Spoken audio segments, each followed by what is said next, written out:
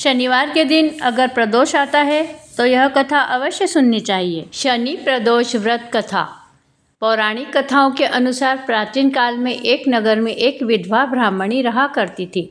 पति की मृत्यु के बाद उसके पास लालन पालन करने का कोई साधन नहीं था, इसलिए वह भिक्षा मांगकर अपना जीवन व्यतीत कर रही थी।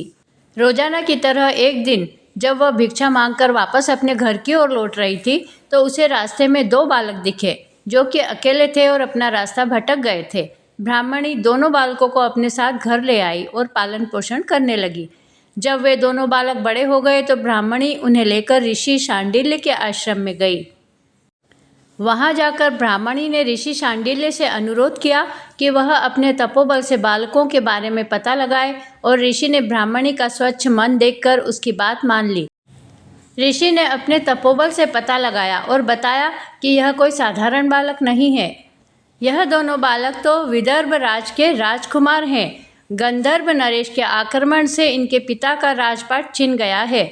यह सुनकर ब्राह्मणी ने ऋषि से कहा कि कोई ऐसा उपाय बताएं जिससे बालकों को अपना राजपाट व घर परिवार वापस मिल जाए।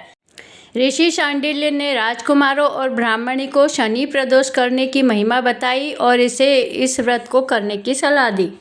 ब्राह्मणी और दोनों राजकुमारों ने विधि विधान से शनि प्रदोष करना प्रारंभ कर दिया। एक दिन बड़े राजकुमार की मुलाकात अंशुमति से हुई और दोनों एक दूसरे से प्रेम करने लगे।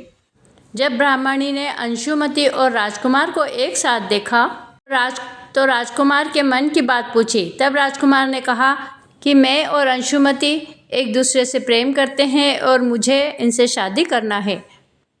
ब्राह्मणी ने अंशुमति के पिता से विवाह की बात की तो वो मान गए और दोनों का विवाह हो गया। अंशुमति भी एक राजा की पुत्री थी और उसके पिता के सहयोग से दोनों राजकुमार ने गंधर्व पर हमला किया और उनकी जीत हो गई और उन्हें अपना राजपाट सब कुछ मिल गया। दोनों राजकुमारों को अपना सिंहासन वापस मिल गया और गरीब ब्राह्मणी को भी एक खास स्थान दिया गया, जिससे उनके सारे दुख खत्म हो गए। राजपाट वापस मिलने का कारण प्रदोष व्रत ही था। जब उन्होंने बहुत ही विधि विधान से प्रदोष का व्रत किया था तो उसके फलस्वरूप उन्हें धन संपत्ति और राजपाट मिला और जीवन में खुशहाली आ गई। इस तरह जो भी प्रदोष का व्रत करते हैं उनके जीवन में धन संपत्ति और खुशहाली आ जाती है। बोलिए शंकर भगवान की जय। अगर आपको मेरा वीडियो पसंद आया है तो जल्दी से मेरे चैनल को सब्सक्राइब कर लीजिए।